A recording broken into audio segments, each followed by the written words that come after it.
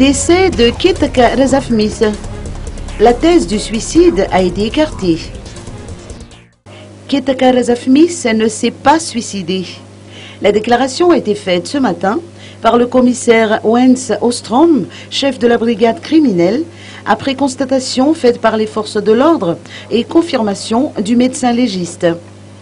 Durant les enquêtes et la reconstitution des faits, le petit ami de Ketaka, dénommé IR, a raconté qu'il a trouvé la victime pendue avec un foulard accroché sur le porte-rideau de sa chambre.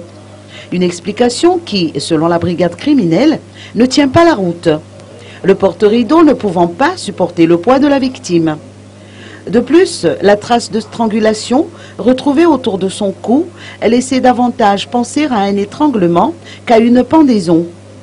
La thèse du suicide étant écartée, le principal suspect n'est autre que son petit ami IR.